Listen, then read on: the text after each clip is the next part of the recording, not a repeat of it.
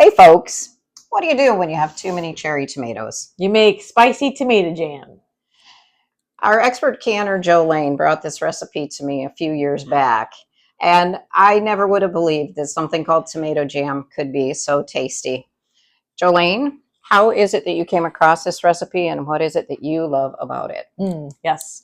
When I lived in New York City and we did container garden and we had a gazillion cherry tomatoes, we were looking for different things to do besides salsa, a typical thing. And so we found this spicy tomato jam. It's this nice, sweet, savory, spicy goodness. So it's been about 10 years since I found the recipe. So We will be posting the recipe, but I know that Jolene is not a fan of the heat level in the recipe.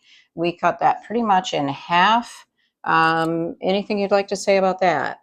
yes, so the recipe does call for cayenne pepper. I am not a fan of the heat that gives, but it does call for some red pepper flakes. And while it calls for a couple of teaspoons, like just a pinch. That's my preference. But you can do what you want, but that's how I tweak the recipe. And everything you see in front of you is what we need to make this recipe. Sugar, lemon, salt, hot pepper flakes, ginger, smoked paprika, and the tomatoes. Now, I've washed these tomatoes. You want to make sure that you wash your tomatoes before you do any cooking or canning with them. And I'm going to cut these in half, and I'm going to put them in the sugar. I'm going to let them rest in the sugar. The recipe says 10 minutes to 24 hours.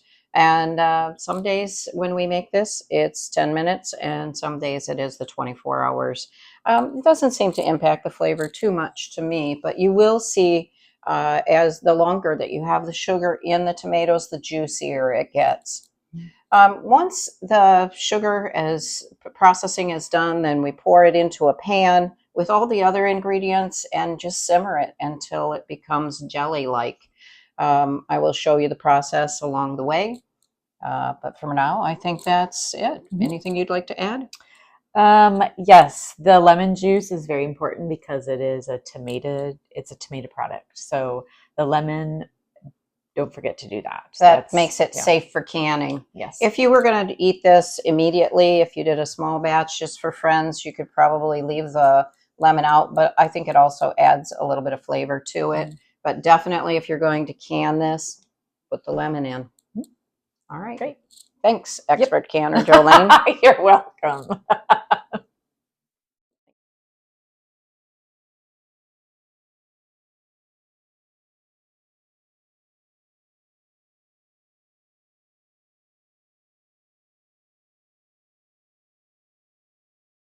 You can see that the cherry tomatoes have boiled down significantly.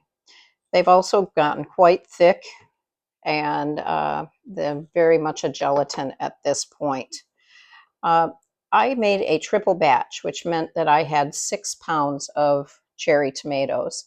All you need is 2 pounds to do this. In fact, it's much, much faster to do a single batch than a triple batch. In the time that I made this, I also made 2 batches of salsa, and 1 round is actually already canned.